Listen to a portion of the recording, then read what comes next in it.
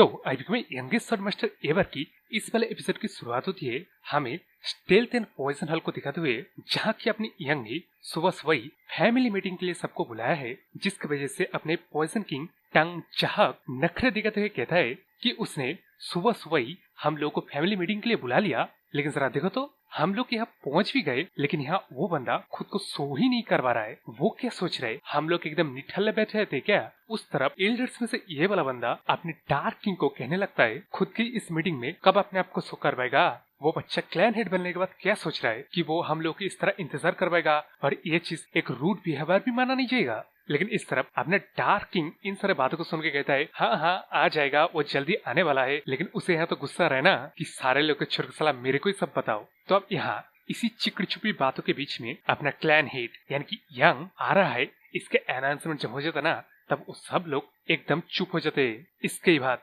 हमें यंग को देखा जाता है जो कि मतलब प्रॉपरली क्लैन हेड के ड्रेस वगैरह पहन के एंटर होते हुए लोगों को कहता है कि मैं आप सब लोगों का शुक्रिया अदा करता हूँ कि मेरे बुलाने पे इतने सुबह सुबह आप लोग इस मीटिंग को ज्वाइन किए, इसलिए मैं कोई भी टाइम जाया ना करते हुए आप लोग को एक इम्पोर्टेंट बात के बारे में इन्फॉर्म करने वाला हूँ, जो बात आप सब लोगों को अच्छे से जानना चाहिए। तो अब इस बात को सुनकर ना अपना वही वाला एल्डर अपने यंग को मतलब पूछता है किस तरह की इम्पोर्टेंट बात है, जिसके जवाब में अपने यंग कहता है अरे एल्डर आपने ही तो कहा था ना जब तक मैं सही उम्र तक नहीं पहुंचा था तब तक के लिए क्लैन हेड की पोजीशन को फिल करने के लिए ये कह लो क्लैन हेड के कार्यक्रम को संभालने के लिए एक प्रॉक्सी को चुनना चाहिए। तो अब इस बात को सुन के अपने एल्डर आतुर होते हुए कहता है कि हाँ हाँ अच्छा तो आप प्रॉक्सी चुनने वाले हैं, अच्छा तो बताइए हम सभी हेड्स में से आप किन को प्रॉक्सी के रूप में चुनेंगे। जिस बात को सुन के अपने यंग कहता है एल्डर आपने ऐसा अज़म क्यों कर लिया कि मैं आप एल्डर्स में से किसी को प्रॉक्सी के रूप में चुनूंगा। तो यहाँ यार जाहिर सी बात है अपना यंग कभी भी इन बुढ़े फॉक्स को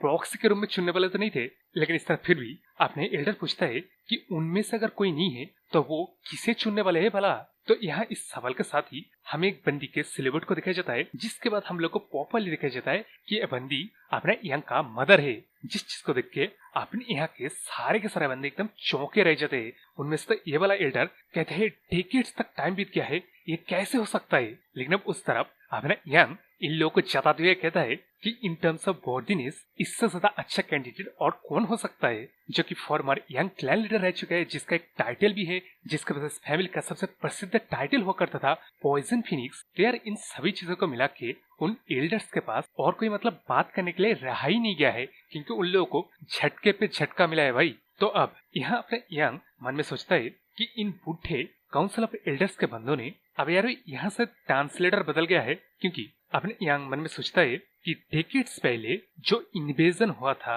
मैंगन चैन में, उसका कंप्लीट रिस्पॉन्सिबिलिटी, सारा का सारा ब्लेम, लॉसेस, सब कुछ का रिस्पॉन्सिबिलिटी मतलब अपने यंग के मदर के कंधों पे दे दिया गया और उसे मतलब उसके हेड के पोजीशन से गिरा के वैसी हालत कर दिया गया था। मतलब वो बंदी अब फाइनली अपना मूव कर रहा है। लेकिन अब इस तरफ अपने यंग का मदर जो कि डेकेड्स के बाद अपना वही पोजीशन के सामने खड़ा है और उन सारे जाने माने चेहरों के सामने भी इसके बावजूद भी अपने यंग का मदर अपने आप को फिर से इंट्रोड्यूस करता है, क्योंकि उसके लिए अभी एक न्यू शुरुआत है। वो अब अपने बस बेटे के लिए जाएगा, अपने बेटे को प्रोटेक्ट करने का काम करेगा। तो अब इस दिन के बाद हमें इस दिन का मतलब प्रॉक्सी अनाउंसमेंट के दिन के पहले दिन का मतलब रात को दिखाया जाता है, जिस दिन में मतलब अपना यंग का मदर फायरी रैंप पे पहुंचा, यानी कि कह लो एसेंडेड हुआ। उसके बाद जो मेटाफॉर्मेसिस होता है ना, जिसकी वजह से शरीर से कई सारे गंदगी निकलता है, तो उन चीजों को साफ करते हुए यहाँ अपना यंग का मदर कहता है वो खुश है कि मतलब फायरी रैंप पे पहुंच गया है, लेकिन उसके वजह से ये जो मतलब अपने शरीर में गंक निकल रहा है ना, यानी कि वेस्ट मटेरियल, जिसकी वजह से एक फनी सा सीन दिखाया जाता है अपने यंग के मदर के शरीर से एकदम मतलब बदबू आ रहा है, जिसकी वजह से यहाँ मतलब सर्वेंट भी अपना नाक बंद करके बोलते हैं पहले लेडी अब मतलब नहाइए। तो अब हमें उसी सीन को दिखाया जाता है यह मतलब अपना यंग का मदर अपने आप को साफ कर रहा है। तो यहाँ अपने मन में सोचता है कि ये जो पावर उसने जो फायरी रैंप में पहुंच गया है, इस पावर के साथ वो मतलब अभी तक यूज नहीं हो पा रहा है, जिसके लिए ऑब्वियसली टाइम लगेगा। लेकिन यहाँ ये एक और चीज है जो अपने यंग के मदर को यंग को समझने में मदद करेगा। तो यहाँ यार उस स्टोरी में अभी तक मतलब जो कुछ हमें दिखाया गया है अपने यंग और उसका मतलब मदर के रिलेशन के बारे में, इसमें यार अपने यंग का मदर ना एकदम मतलब डरा हुआ सहमा सा बस अपने बच्चे की जान को बचाने के लिए उतना ज्यादा पावर होने के बावजूद भी जो पावर यार शो करवाया, इस तरह से सील किया अब यंग एक एसेंडेड बंदा भी फील नहीं कर पाया कि उसके मदर के पास इतना ज्यादा पावर मौजूद है। तो इन सभी रीजन की वजह से अपने यंग का मदर अपनी यंग की ये अचानक चेंज और उसके इतना एक्सपोनेंशियली प्रोग्रेस भी जो कि कुछ सेंस नहीं बना रहा था, जो कि मतलब समझ में नहीं आ रहा था, उन चीजों को अपने यंग का मदर उसके बच्चे के बारे में अब जानना पॉसिबल होगा। तो अभी ये जो फायरी रैम है ना, अपना यंग का मदर जितना जानता है उसके मुताबिक ब्लैक डेथ अलायंस का हेड फायरी रैम का बंदा है, जिस रैम में उसका सन इतु सबस एज में पहुंच गया या अपने यंग को किस चीज से गुजरना पड़ा जिसने उसे फोर्स किया फायरी रैम तक पहुंचने में। तो यहाँ जैसे कि मैंने पहले ही बताया, इन चीजों को सोचते हुए अपने यंग का मदर कहने लगता है कि अभी सच में उसके सन के साथ उसे बात करने के लिए अभी कई सारे टॉपिक है जो कन्वर्सेशन उसने अपने सन के साथ कभी कर ही नहीं पाया, बहुत सारे कन्वर्सेशन करना अब पॉसिबल होगा। तब इसी सीन के बाद हमें अपने यंग को देखे जाता है जो कि अपने मदर को कांग्रेचुलेट करता है कि वो आप अभी फायरी रैम तक पहुंच गया है। जिसके बाद वो लोग बैठ के खुल के कई सारे बातें करते हैं, हंसी मजाक कर लेने के बाद यहाँ अपना यंग का मदर फाइनली अपने यंग को पूछ लेता है कि वो मतलब बताए अपना यंग फायरी रैम तक पहुंचा कैसे, जो चीज यार अभी तक अपने यंग का मतलब विश्वास ही नहीं हो रहा है कि इस तरह की यंग बच्चा फायरी रैम तक पहुंच गया है, जिस रैम तक पहुंचने के लिए बंदे क्या कुछ न करते। और जब कोई बंदा उस लेवल पे यानी कि फायरी रैम तक पहुंच जाता है तब वो ब्लैक डेथ अलायंस जैसे एक अलायंस भी खड़ा कर सकता है। तो अब यहाँ इस तरफ अपना यंग इन बातों को सुन के ऑब्वियसली मतलब ये तो नहीं कह सकता ना कि वो अपनी यंगर सेल में री इनकारनेट हुआ है, इसलिए अपना यंग मन में सोचता है कि वो किस तरह के जवाब दे, इकले एक्सक्यूज दे जिससे उसका मदर इस बारे में और सवाल न करे। इसी के बाद अपने यंग एक अच्छा सा एक्सक्यूज जो कि यार सेंस भी बनेगा वो होगा कंपटीशन के बारे में। तो यहाँ अपने यंग बताता है कि इसके मदर ने ये न्यूज तो जरूर सुना होगा जिनमें हमारे टैंक फैमिली का टॉप 10 पॉइजन में से एक पॉइजन को स्मगल किया गया है। तो यह यार फिर से इस वेबसाइट के ट्रांसलेटर ने सस्ते नशे किया भाई, क्योंकि यहाँ अपना यंग का मदर कहता है कि उसने सुना है कि कंपटीशन के विनर को as a reward fiery dragon poison को दिया गया है। तो यहाँ यार आप लोग समझ लो, ठीक है ना। और मैं यहाँ सोच रहा हूँ एक अलग सा मतलब वेबसाइट ढूंढ लूँ जहाँ मतलब अच्छे से ट्रांसलेट किया गया है। तो अब स्टोरी में आते, यहाँ अपने यंग अपनी यंग के मदर को कहता है कि उसने उस फायरी ड्रैगन पॉइजन को पी लिया है, जिस चीज को सुनकर अपने यंग के मदर भी लाइक है फायरी ड्रैगन पॉइजन को उसने पी लिया। अरे ये कोई पानी सोडा वगैरह कुछ था क्या जिसने पी लिया? मैं ठीक ठीक से सुन रहा हूँ ना। फायरी ड्रैगन पॉइजन जो कि कहा जा सकता है दुनिया के सबसे लीथल टॉप 10 पॉइजन में से एक पॉइजन, जिसको उसने ऐसे ही बस पी लिया। तो अब यहाँ अपना यंग का मदर कहता है कि उसने ऐसा रेकलेस चीज क्यों किया। तो अब यहाँ इससे पहले अपने यंग का मदर अपने यंग को लेक्चर झाड़ पाता, उससे पहले अपने यंग कह देता है कि जैसे कि दिख रहे हो मदर, मैं एकदम ठीक हूँ, और तो और उसके उल्टा मेरा फायदा हुआ है। इसके बाद अपने यंग कहता है कि उसने इस पॉइजन को पी लेने के बाद उस पॉइजन से एडिक्टेड होके इकैलो ड्रंक होके सोल्स के साथ बैटल किया है। अब यार यहाँ इनर डेमन के बारे में कहा जा सकता है, नहीं तो जैसा कि मुझे लग रहा है अपने यंग ने बताया ना टॉप 10 पॉइजन में से एक पॉइजन को स्मगल करके लेके गया है, तो इसने शायद यहाँ ये बताया है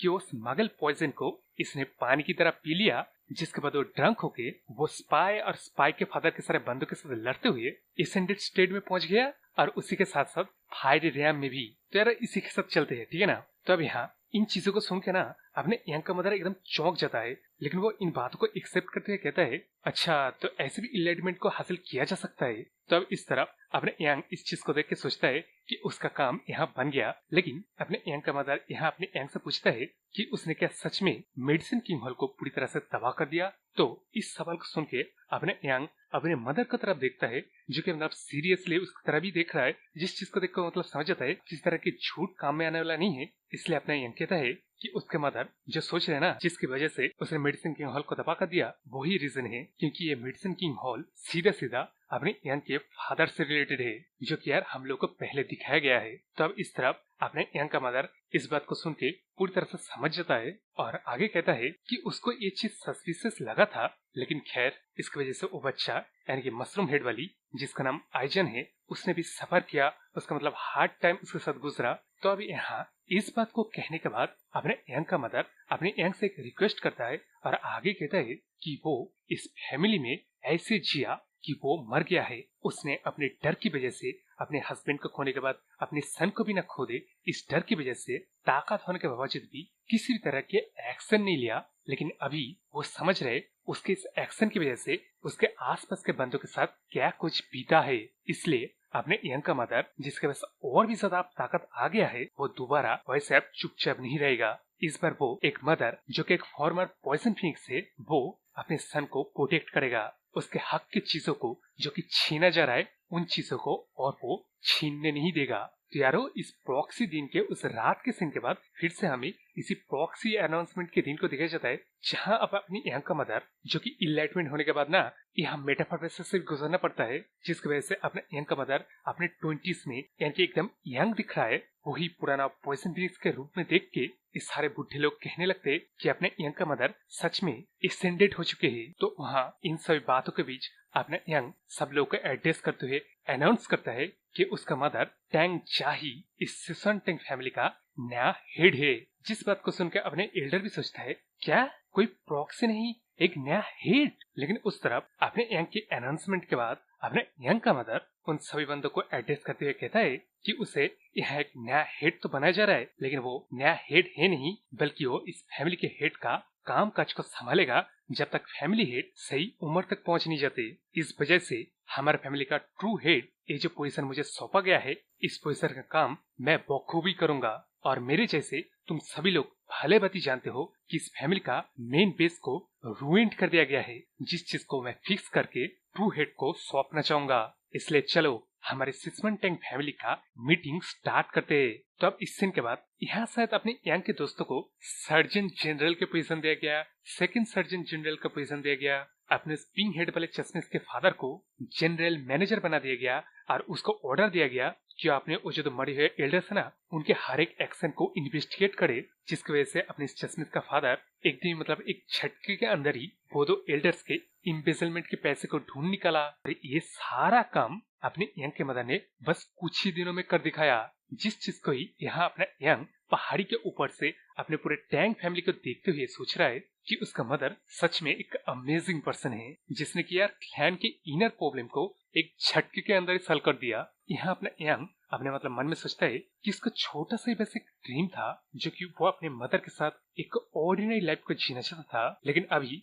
वो जो पीछे देख रहे हैं ना, तब उसके सामने कुछ दोस्त दिखाई दे रहा है, वो ट्रस्टेड लॉयल बंदे को दिखाया जा रहा है जो उसको बिना किसी क्वेश्चन के फॉलो करते हैं। और वो सारे बंदे जो कि सिर्फ अपने यंग के ऊपर डिपेंडेंट है, यानी कि टैंक क्लैन के हंड्रेड्स ऑफ बंदे, जिनमें बच्चे से लेकर बूढ़े तक उसके और ही देख रहा है। तो अभी समझ लो, सडनली अपने यंग के पास प्रोटेक्ट करने के लिए काफी कुछ आ गया है, जबकि बस 3 साल पहले के ट्रेनिंग पीरियड से पहले वो अपने छोटे बॉडी को बस हेल्दी रखने में स्ट्रगल कर रहा था, जहाँ वो हर दिन खुद के ऊपर कर्स करता था कि उसने जन्म ही क्यों लिया है, इससे टॉर्चर को सहने के लिए। उस बंदे के पास अभी अपना पर्सनल स्ट्रेंथ के साथ साथ प्रोटेक्ट करने के लिए एक बेहद ही बिग फैमिली भी है। जिन चीजों को सोचते हुए अपना यंग आगे सोचता है कि उस टैंक फैमिली को प्रोटेक्ट करने के लिए उसे और ज्यादा ताकतवर बनना पड़ेगा, जिससे किसी तरह के ब्लैक डेथ अलायंस हो या कोई डिमोनिक या कोई और बंदा हो मेरे टैंक फैमिली के ऊपर आंख उठा के भी न देखे। तो इसी सीन के बाद हमें ब्लैक डेथ अलायंस के मेन हॉल को देखा जाता है, जहां अपने अलायंस मास्टर के पास ये न्यूज आ जाता है कि टैंक फैमिली का अब एक नया हेड आ चुका है।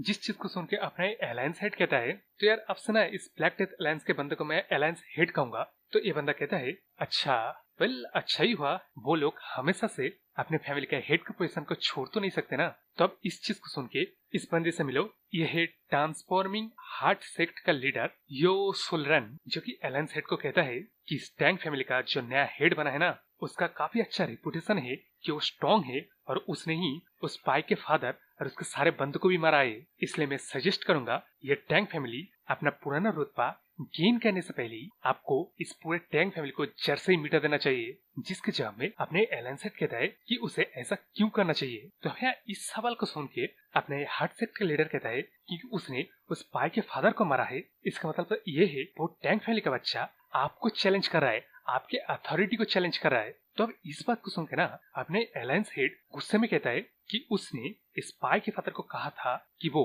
टैंक फैमिली को अकेला छोड़ दे, क्योंकि इसके पास अपना ही एक प्लान है जिसमें ये टैंक फैमिली काम आएगा। लेकिन देखो जरा, उस स्पाई के फादर ने मेरे ऑर्डर को डिसओबे किया और टैंक फैमिली को उस तरह अटैक करने गया। अगर उस स्पाई का फादर टैंक फैमिली को अटैक करके सक्सेसफुली लौट भी आता ना, तब मैं उसे खुद मार देता। ये चीज बोलने के बाद अपना अलायंस हेड आगे कहता है कि लेकिन ये इंटरेस्टिंग बात है कि टैंक फैमिली का जो नया हेड बना है वो अपने स्पाई के फादर को मारने में कामयाब रहा, जो कि इतना भी इजी ओपोनेंट नहीं था। इसका मतलब ये नया हेड कुछ अलग और इंटरेस्टिंग बंदा है। इसलिए अब नए अलायंस सेट क्या करता है पता है, इनके यहाँ एक सिस1 मीटिंग होगा जो मतलब जल्दी होने वाला है। उस मीटिंग में टैंक फैमिली के हेड को भी इनवाइट करने के लिए कहता है। तो यहाँ यारो, जिन लोगों को पता है वो लोग जानते हैं हमारे टैंक फैमिली की तरफ वो दो बंदे शायद राइचस हेविली अलायंस के बंदे थे जो कि यार हेड को ही देखने आ रहे। इस तरफ अपने टैंक फैमिली का हेड ही बदल गया है, उस तरफ से ब्लैक डेथ अलायंस का भी इनवाइट अपने टैंक क्लैन की तरफ आ रहा है।